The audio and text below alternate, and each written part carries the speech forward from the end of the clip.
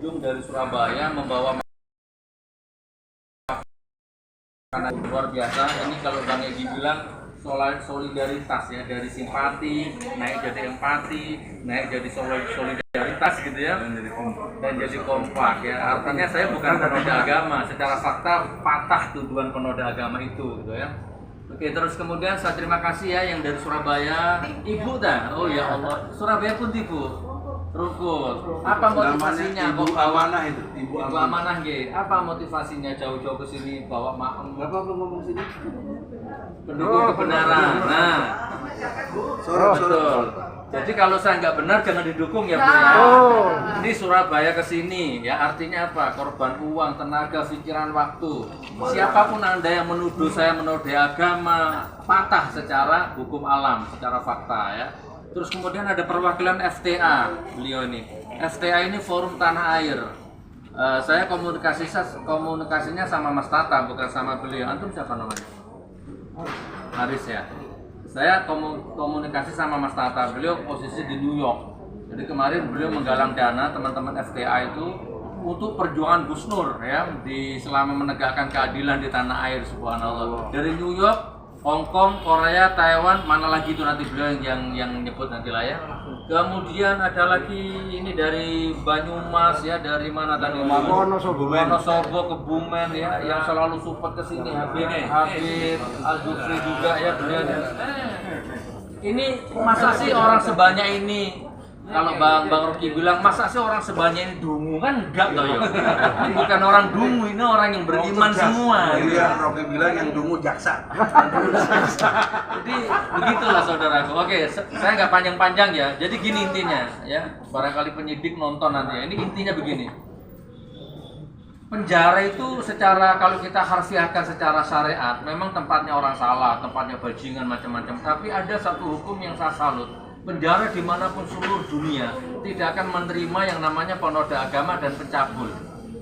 Bang, kalau ada orang masuk penjara kasusnya penoda agama dengan cabul, habis di situ, pasti dihajar. Salah satu contoh itu Muhammad Kece. Sebentar, sana ya, ditelanjangi, disodomi, dikasih balsem alat vitalnya, wajar. Nah, salah satunya Muhammad MKC lah yang kemarin dilumuri kotoran dengan Jenderal Napoleon itu kan, nggak mungkin diterima. Kemarin kira-kira 1 bulan yang lalu masuk penoda agama di sel saya, Rutan Makobrimob Surakarta sini. Orangnya nggak terkenal, kalau orang viral wajar, nggak terkenal, nggak ada yang kenal. Tiba-tiba masuk penoda agama bakar Quran, habis dihajar di dalam. Saya nggak tega mau lihat, habis dihajar. Itu ya. Nah, saya baru sadar, oh saya dituduh, dikasih stempel penoda agama ini rupanya mau bunuh saya rupanya ya. Supaya kalau saya masuk di penjara, saya dihajar, saya dihabisi. Ternyata dari Bareskrim Jakarta sampai Polda Jateng sampai Makobrimob, saya nggak dihabisi, malah dimuliakan. Suruh khutbah Jumat, dimuliakan oleh sesama napi. Kalau polisinya lah oknum lah, sama saja lah, di mana-mana ada oknum ya. Ada polisi-polisi dungu itu memang ada ya, yang selalu mendolimi saya. Oke. Artinya Anda nuduh saya penoda agama patah, dan secara alam patah. Masa ada penoda agama ini jauh-jauh dari Jakarta bawa makanan, jauh-jauh dari New York mengirimkan perwakilannya ngasih bantuan, support materi dan moral. Wonosobo, Banyumas dan semuanya, Jakarta. Profesor Egi, lawyer papan atas terkenal, ngapain kesini nggak saya bayar, membiayai dirinya sendiri, gratis. Bukan penoda agama berarti saya ini. Ya, yang jangan-jangan Anda yang penoda. Anda penoda kejujuran, Anda penoda keadilan. Saya enggak, ya penoda kebenaran. Penoda kebenaran. Jadi kalau tak teruskan saya emosi ya. Bon, dari STA ya. Nih, apa dulu antum sampaikan 1-2 patah.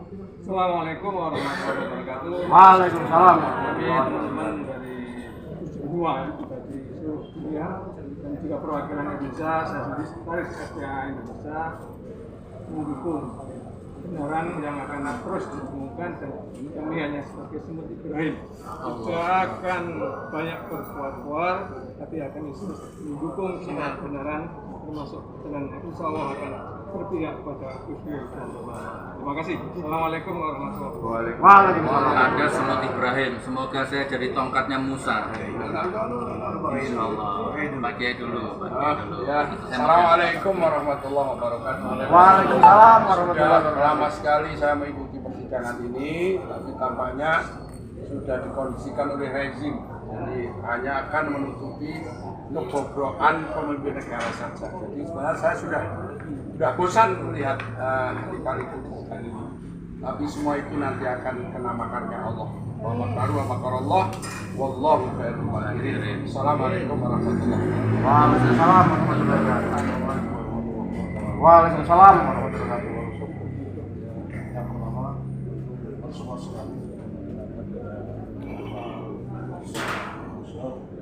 Yang keras. Dakwah sebagai noda agama itu bisa patah karena nanti juga meyakini karena pasti hanya aturan nanti akan tertarik Gitu ya. Seandainya toh bener ada yang salah di dalam Sang Mubahala, hukumnya tidak menodai. Sama dengan orang sholat, misalkan batal wudhunya atau lupa rukunnya kan tidak harus dihadiah. hanya kurang rukunnya Nah, saja. itu bukan berarti penoda ya, namanya khilaf, cukup mubah ya, cukup batal, itu selesai. Ketemu sehingga ya, satu mau ngomong? Pengertian Bismillahirrahmanirrahim. Assalamualaikum warahmatullahi wabarakatuh. Waalaikumsalam.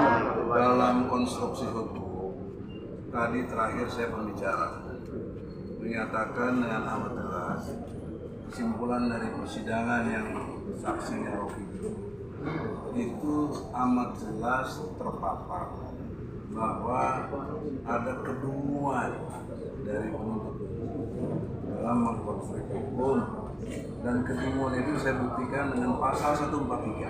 Belum dicek 143 KUHP menyatakan gugatan jaksa itu harus jelas, harus cermat. Kalau tidak jelas, tidak cermat dan tidak lengkap, menurut ayat 2 dan 3 yaitu hakim dapat membatalkan denda. Tapi dijawab sama hakim tadi, oh itu harus dieksepsi. Iya, walaupun tidak ada eksepsi, tugas hakim adalah mencapai rasa keadilan dan kepastian hukum. Kalau udah saya begini nanti kita ngikutin, habis ini dakwaan, terdakwa. Kemudian dakwaannya jadi tuntutan. Tuntutan kita suruh bikin pembelaan. Baru hakim memutuskan, ngapain gitu. Udah jelas blow on kayak begini. Jadi saya minta dugaan saya nih Pak Gus Nur yang dimuliakan Allah. Kapanpun akhirnya nanti Gus Nur akan dihukum dengan logika begitu. Dugaannya. Karena kalau dia mengerti hukum harus dibebaskan. Minimal penahanan dipenuhi. Nah, pertanyaan seriusnya buat kita nih yang jadi pengunjung sidang. Jika Gus Dur tetap dihukum, Bambang tetap dihukum, apa reaksi kita? Melawan. Nah, harus begitu. Pengadilan rakyat. Harus Pengadilan rakyat. tanpa diminta Gus Dur atau siapa, ini logika hukum aja. Hakim aja keliru tadi menyebut kita penonton. Penonton itu nggak ada istilah itu. Karena bingung deh. KUHP itu menyebutnya adalah pengunjung sidang. Nggak boleh dikeluarin kecuali memang tidak tertib. Kita kan nggak coba teriak-teriak apa nggak tertib, teriak-teriaknya juga takbir kok. Emangnya takbir bahasa nggak bagus? Takbir itu Allahu Akbar. Nah inilah konstruksi hukum yang saya pahami. Mudah-mudahan hakim Allah beri hidayah. Amin. Tapi dengan sidang terus dilanjutkan, saya kira udah kupok nggak dapat hidayah itu. Udah sumembukmu, Mati hati. Yaitu versinya Bang Eki ya. Oke, tapi intinya gini, Bang Eki tadi bilang Gus Nur pasti akan tetap dihukum. Ya, dan memang kenyataannya kan sudah dihukum 4 bulan. Sudah dihukum 4 Ya nanti bulan. maksudnya dihukum dengan masa tahanan Ya, berapa? ya. Akan Tapi begini, dilihat dulu. intinya gini, ini saya tutup ya, konferensi saya tutup dengan satu bahasa filsafat. Intinya sudah 4 bulan saya dipisahkan dari anak dan istri. Itu intinya. Ya, Anda pisahkan saya dengan anak dan istri saya. Bahkan ketika istri saya opname di rumah sakit pun, saya minta penangguhan penahanan ditolak, nggak dikabulkan. Kemarin saya punya anak perempuan, Ustaz. Anak pertama itu melahirkan, berarti saya punya cucu nih ya. Itu pun ya udah 2 momentum itu lewat. Anda sudah pisahkan saya dengan keluarga saya selama 4 bulan ini, dan saya nggak perlu cerita 4 bulan ini berapa kerugian materi yang saya terima. Kerugian materi yang saya derita itu berapa? Itu saya nggak usah cerita di sini. Artinya apa? Saya nggak pernah punya dosa hakul adam dengan hakim, dengan jaksa. Kenal aja enggak. Tapi tapi Anda terima pekerjaan ini, ya kan? Ini memang profesi Anda, tapi intinya Anda pisahkan saya dengan keluarga. Berarti Anda ikut berkonspirasi dalam pekerjaan ini. Maka akan tiba satu masa, mudah-mudahan enggak, saya selalu doa terbaik. Akan tiba satu masa, jangan salahkan takdir kalau Anda juga nantinya akan berpisah dengan anak dan istrimu dengan cara yang jauh lebih tragis dari saya. Itu pasti. Itu yang saya sampaikan kepada Anda. Apapun alasannya, Hakim dan jaksa, polisi juga. apapun alasannya, saya nggak pernah kenal Anda, nggak pernah merugikan Anda, tapi Anda zolimi saya seperti ini. Walaupun dalam setiap sholat, Ustaz, saya selalu mendoakan yang terbaik. Untuk hakim, untuk jaksa, saya doakan yang terbaik. Tuhan bingung diazab aja sama orang. Saya punya prinsip begini. Saya punya prinsip begini. Seandainya Fulan dolimi saya, walaupun saya doakan baik, dia akan tetap berzolim, dia tetap akan hancur dengan kezoliman yang lain. Tapi Tuhan bingung kenapa doanya nggak dikabul. Bukan berarti bilang lupa penonton, kalian protes. Leo tadi udah terima, ya pengen tidak kita. Kalau jadi penonton, berarti kalian boleh disiram air. Mereka ya. Semprot gas air mata. Ya udah, itu intinya serba Saya saya. tetap diazab Allah. Ya. Pasti dianggap. Assalamualaikum warahmatullahi wabarakatuh.